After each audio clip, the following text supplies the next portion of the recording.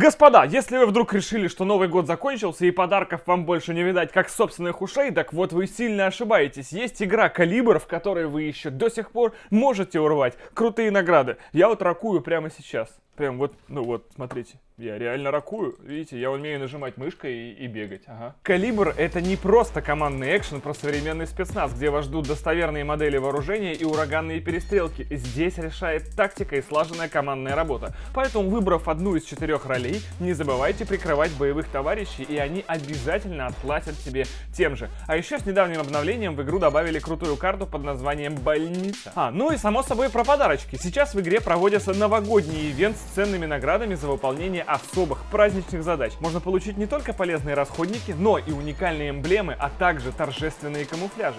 Ну и само собой новички, которые скачают игру по моей ссылочке в описании, получат еще и 1800 кредитов. Давай. Я был близок. Ссылочка в описании.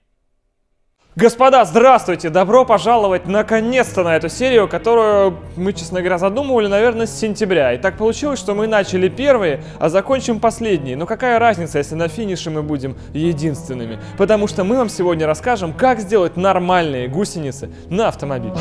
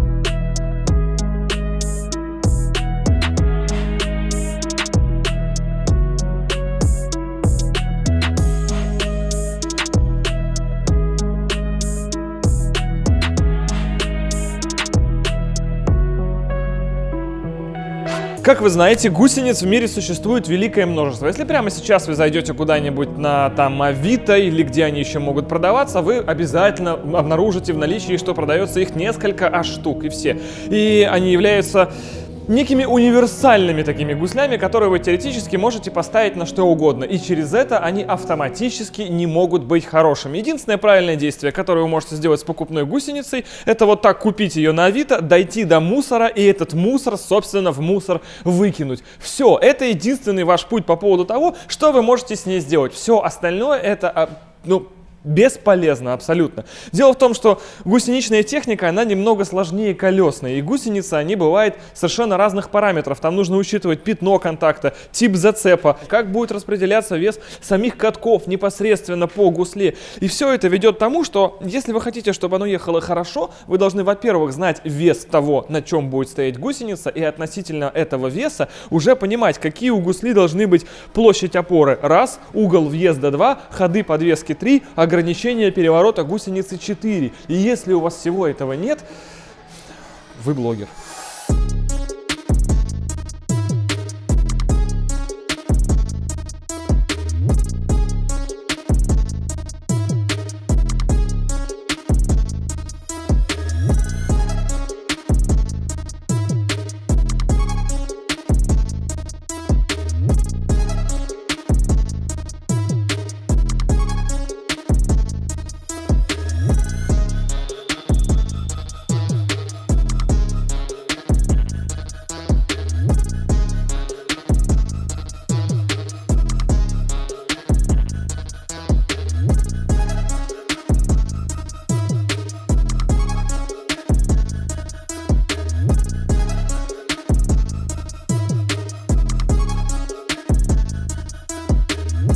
Итак, в итоге у нас получается траки, а это называется все-таки гусеничные траки, которые идеально подходят под Врунгель. Они, собственно, делались под его геометрию, под его разболтовку, даже под его вылет дисков. Более-менее, чтобы он совпадал, и гусеница, как у Чебурашки, не стояла вот здесь, а стояла там, где ей нужно.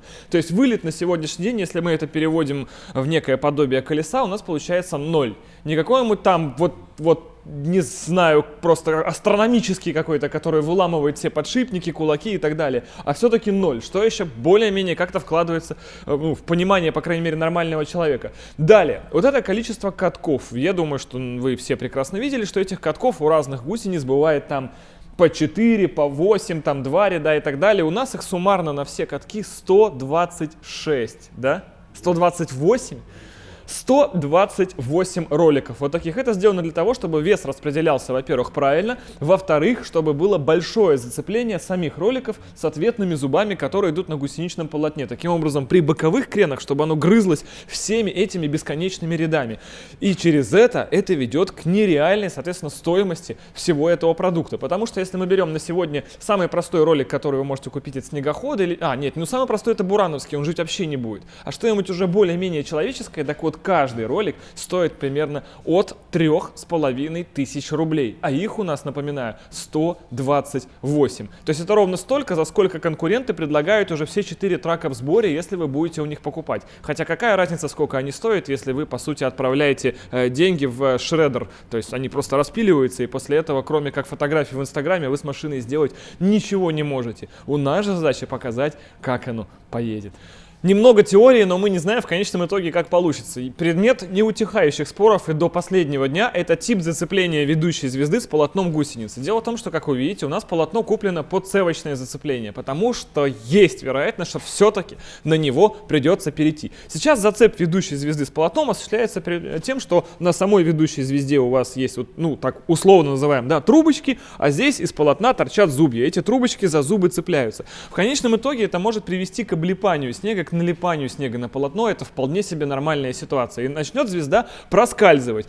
Это все можно будет быстро исправить, потому что можно будет сделать ведущую звезду действительно со звездочками, которая вот так вот сюда в эти дырки проникает, и их уже за них и дергает. Это и называется цевочное зацепление. Такое часто вы можете видеть на танковой технике, на вездеходах и так далее. Оно исключает вероятность налипания сюда снега и всегда цепляет за вот это. Зуб тут получается совсем невысокий, и все-таки мои мысли именно сводятся к тому, что в конце концов мы на него перейдем. Но пока надо проверить, как будет работать это. И опять же, еще раз возвращаясь к самому полотну, здесь очень важно понимать, что полотно для хорошего зацепа на гусенице должно быть, во-первых, широкое, чтобы оно вас держало на снеговом поле, и при этом из этого широкого полотна должны торчать вот такие лопатки, которые будут вгрызаться в слой, все это будет ложиться вот на эту плоскость, которая будет вас нести, а эти лопатки будут давать вам зацеп. И это позволит нам в теории ездить без блокировок, только при помощи имитации блокировок, при помощи системы стабилизации. Таким образом, никакая из гусянок не будет бороться,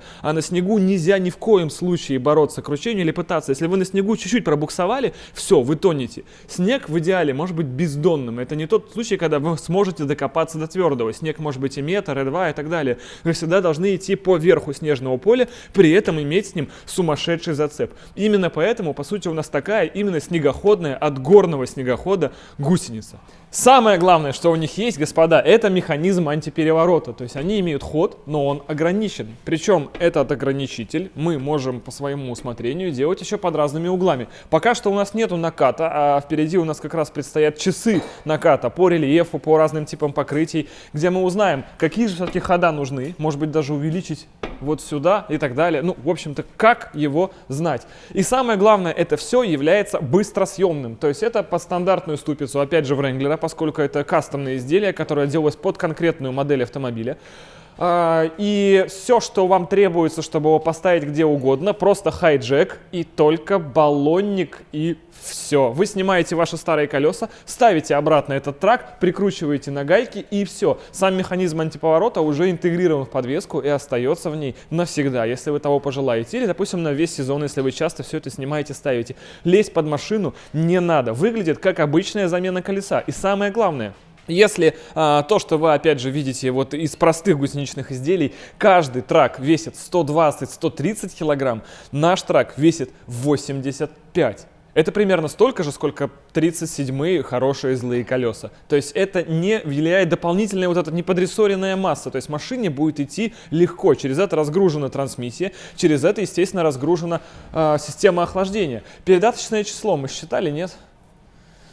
Примерно 1 к 2. 1 к 2, понижение еще на 2. То есть мало того, что возникла еще и портальность, как вы понимаете, естественно, то есть дорожный просвет автомобиля увеличился, еще и возникает передаточное число за счет того, что диаметр вот этой звезды меньше, чем, естественно, диаметр колеса автомобиля. В итоге передаточное число умножается на 2. И гипотетически нам сильно повезет, если нам не понадобится понижайка. И эта штука будет ходами фигачить по полю. И вот тогда сосите все болту старые черепахи, как говорят местные. Я это услышал. Это не мое высказывание. Все, я от него отказываюсь, если что. Я сразу спешу отказаться от всего, что я говорю.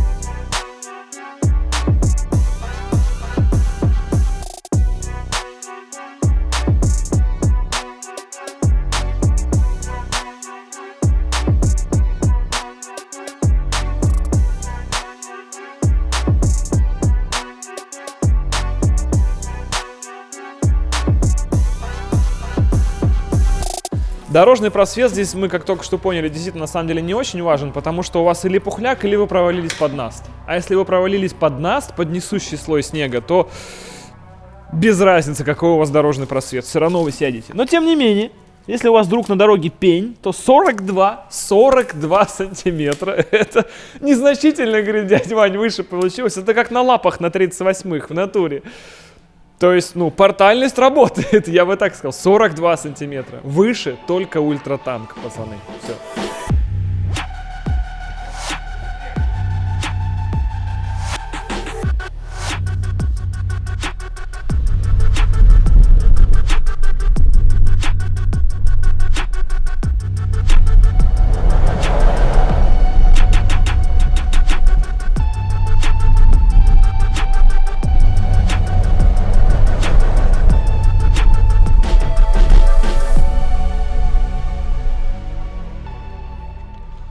Но единственное, что, конечно, вылетела ошибка.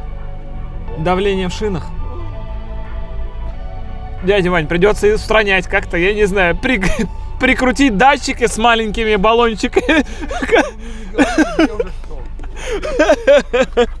А так все прекрасно. Слушай, внутри, конечно, жестко, да. То есть понятно, что нету никакой амортизации, кроме сайлентблоков и пружин, да. Поэтому, конечно, внутри жестко.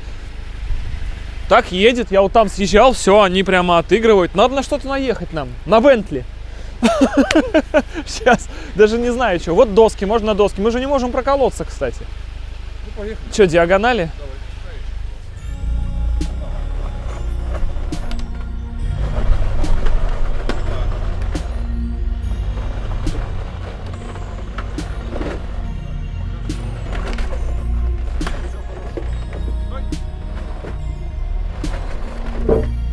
Можно еще ехать дальше.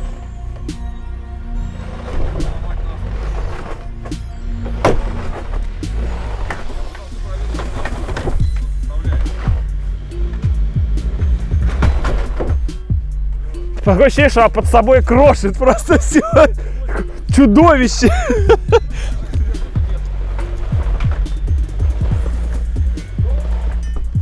Слушай, ну ощущение вседозволенности. То есть на колесах было бы страшнее.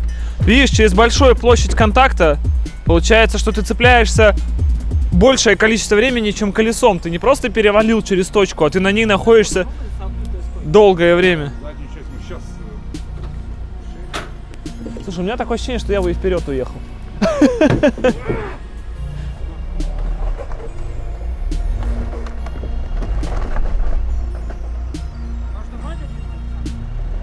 Ща, он под себя должен... А, он его оттолкнет. О, видишь?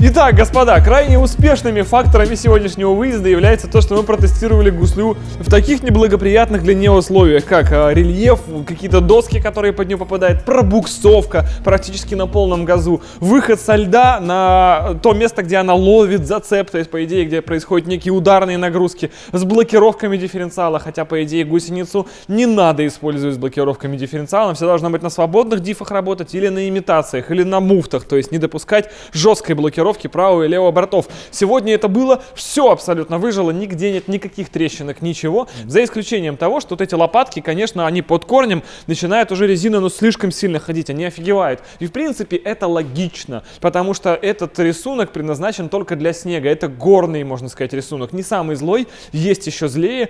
Кстати, это все сделано универсально, мы можем на этом менять полотна прямо по своему желанию, то есть, поскольку и ширина, и длина гусеничных полотен для снегоходов, она обычно стандартная, то мы сейчас можем легко заказать их штучек 5, знаете, как сменные панельки. С рисунком протектора, как у Bentley. С рисунком протектора, типа как Богер, знаете, вот такой вот. С более злой вот такой лопаткой, с другим рисунком лопатки. И все это менять практически на ходу. Для того, чтобы это поменять, нужно просто вот здесь ослабить натяжение. То есть мы можем адаптироваться к разным условиям, к разным рельефам, в которых будет эта машина использоваться.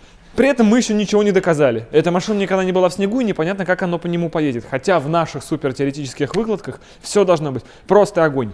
И главным потрясающим разочарованием этой серии является, безусловно, стоимость этих изделий. Если вы сейчас... Примерно то, что вы видели на ютубе, вот эти вот мусорные поделки, откроете опять же тоже Авито, вы можете их купить за 250 тысяч бэушными, а новыми где-то за 400 плюс тысяч рублей. Топовые аналоги из Америки, которые прям вот где-то уже очень близко, стоят 1 100 000, ждать их месяца 2. В нашем же случае себестоимость. То есть в этом нет никакого бизнеса, и мы это никому сейчас не продаем. Это те деньги, которые были потрачены только на изготовление первых этих 4 образцов. Это 930 тысяч рублей, чтобы вы понимали. Понятно, что если сделать их за раз 5, то, конечно, себестоимость каждого упадет. Там 100 000. Но... грубо говоря, кто будет покупать пока наши, когда есть уже именитые бренды. Но, тем не менее, мы делали это для науки. Вот так мы хотели установить, что да, у нас, потому что есть тоже, опять же, свои недостатки, есть даже у которых за 1 100 000, потому что не может быть ничего лучше изделия, которое специально изготовлено под конкретный автомобиль. Все универсальное априори хуже, чем полный кастом. Так устроена жизнь, пацаны. На сегодня же получается, что нам нужно сделать следующий выезд жестко боевым. И поскольку эта гусеница предназначена только для снега, нам надо или дождаться снега здесь, чего не будет, по-моему, до середины января, или ехать туда, где снег есть. Так что в середине января мы в любом случае с вами встречаемся и идем ходами на этой штуке по снежному полю. Удачи нам, спасибо вам огромное, что смотрели это видео, огромной вам всем удачи и пока. Вот.